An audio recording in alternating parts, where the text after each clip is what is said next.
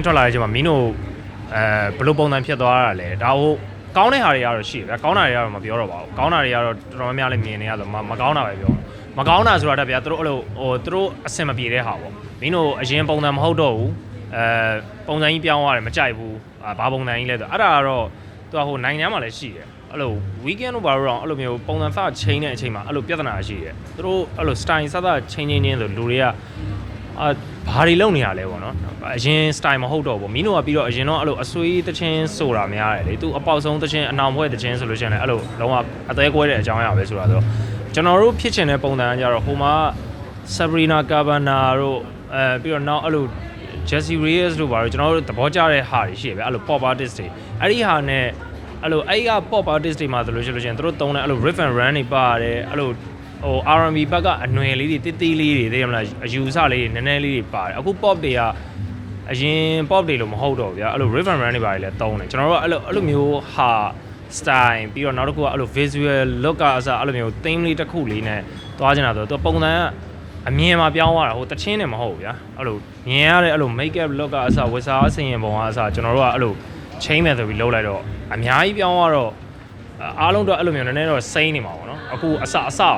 ဆိုတော့ဒါပေမဲ့နောက် album တစ်ခုလောက်လုပ်လိုက်လို့ရှိရင်တော့အားလုံးနဲ့အသားကျသွားမယ်လို့ထင်တယ်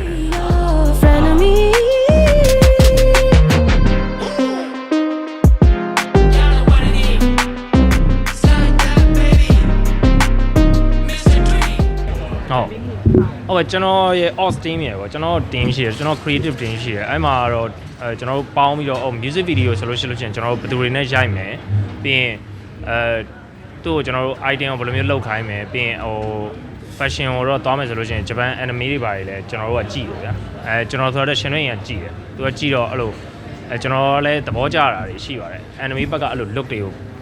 ယူပြီးတော့ကျွန်တော်တို့လုပ်မယ်မင်းတို့ရဲ့အဲ့လို make up look တွေပါတယ်ဆိုလို့ရှိရင် Japan ဘက်ကဟာကိုကျွန်တော် inspiration ယူတာဟုတ်သူကတိုက်တွန်းရတာမဟုတ် तू ကဘယ်လိုလဲဆိုတော့ तू ကကျွန်တော်တို့ ਨੇ အဲ့လိုမျိုးလာလုပ်ထဲကကျွန်တော်တို့က branding နဲ့ပတ်သက်ပြီးတော့ပြောင်းမယ်အမအဲ့ဒါလုပ်ချင်လားလို့ပြောတော့ तू ကလုပ်ချင်တယ်ပြောင်းချင်တယ်ဒါနဲ့ပတ်သက်ပြီးတော့ तू style အသစ် change ချင်တယ်ဆိုပြီးတော့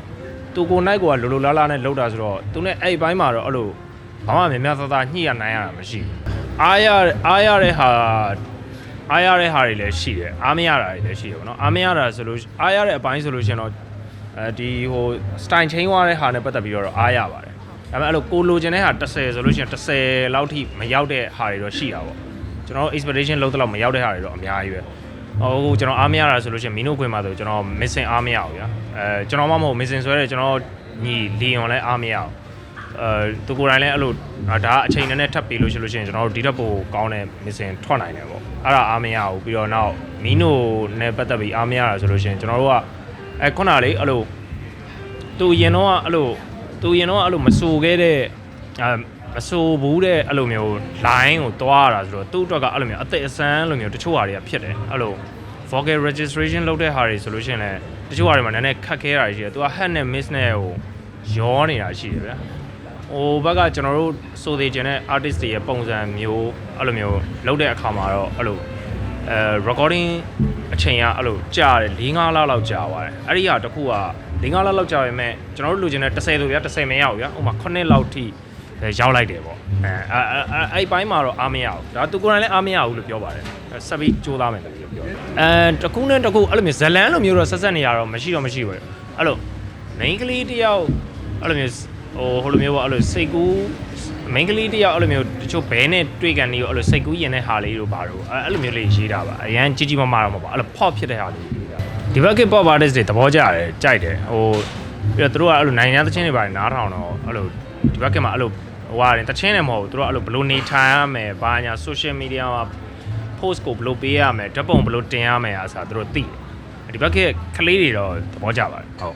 ်ကျွန်တော်ကကိုရီးယားထက်ကျွန်တော်ဂျပန်ကြိုက်တာဂျပန် look ကိုကြိုက်ကျွန်တော်နဲ့ကျွန်တော် team နဲ့ပေါ့အဲ့လိုမျိုးကျွန်တော် team ကအဲ့လိုမျိုးဟိုဒီ make up look ဆိုလို့ရှိရင်ဘယ်လိုသွားမယ်ပြီးရင်အဲ့လို make up ကိုဘယ်လိုပဲလိမ့်မယ်ပြီးရင် freckles တွေထည့်မယ်ဘာညာပေါ့ဗျာကျွန်တော်ဟို make up ကြတော့အရင်ကြီးတော့နားမလဲဘူးဒါပေမဲ့အဲ့လို fashion တွေဘာတွေနဲ့ပတ်သက်တဲ့ဟာတွေနည်းနည်းပါးဝင်ပြီးအားချောင်းတာပေါ့ဂျပန်ပုံစံလေးလိုချင်တယ်မင်းတို့ကြည့်လို့ရှိရင်ဂျပန်မှာတယောက်အမြင်နေရတယ်လို့မျိုးလိုချင်တယ်ဘာညာအဲ့တော့ never တော့ပြောတာဟုတ် ဟို keyboard ကြိုက်ပါတယ်မကြိုက်ဘူးမဟုတ် keyboard ကိုလည်းသဘောကျတယ်ဒါပေမဲ့ဟိုကျွန်တော်တို့ကဟိုဂျပန် anime တွေပါကြည့်တော့အဲ့ဘက်ကဟာကိုအခုကဓာတ်ကြနေတော့အဲ့လို pop artist ကိုအဲ့လိုဂျပန် anime တွေက character တွေလိုမျိုးအဲ့လိုပုံဖော်ခြင်းတယ်ဆိုပြီးတော့အဲ့လိုတွေးမိလို့ဟုတ်အခုကလေသူကဟို style change သွားတာဆိုတော့လေအဲ့လိုမျက်လုံးထဲမှာအဲ့လိုကိုလိုကန်လန်ဖြစ်နေတာ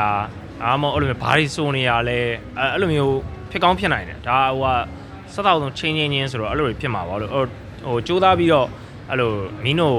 လက်ခံပေးပါလို့ပြီးတော့နားထောင်ကြည့်ပေးပါလို့ပြီးတော့တချင်းကသူကိုယ်တိုင်ကဒီဟာကိုပြောင်းလဲခြင်းနဲ့စိတ်ရှိလို့ကျွန်တော်နဲ့လာပြီးတော့ join တာပေါ့နော်ကျွန်တော်ကလည်းအဲ့လိုလုပ်တဲ့ artist တွေဆိုလို့ရှိရင်ကျွန်တော်အားပေးပါကျွန်တော်နဲ့မှမဟုတ်ဘယ်သူနဲ့မှဆိုအဲ့လို style ကို change သွားတယ်အဲ့လိုမျိုးနိုင်ငံမှာဘာတွေဖြစ်နေလဲဆိုတော့ like ကြည့်ပြီးတော့အဲ့လိုမျိုး trend ကိုအမိလိုက်နိုင်တဲ့ artist တွေကိုကျွန်တော်ကိုယ်တိုင်လည်းအားပေးပါတယ်လို့ထောက်ကမှာအဲ့တော့မင်းတို့အားပေးတဲ့ပရိသတ်တွေကလည်းမင်းတို့ style change သွားခြင်းနဲ့ပတ်သက်ပြီး appreciate လုပ်ပေးပါလို့ဟိုနည်းနည်းလေးစောင့်ကြည့်ပေးပါလို့အချိန်လေးတစ်ခုအထိရအောင်အဲ့တော့ तू ဘာတွေပြောင်းလဲလာမလဲ तू စူးစမ်းအားထုတ်ထားတဲ့ဟာလေးကိုအတိမတ်ပြုပေးပါလို့ဒီကနေ့ပြောကြပါ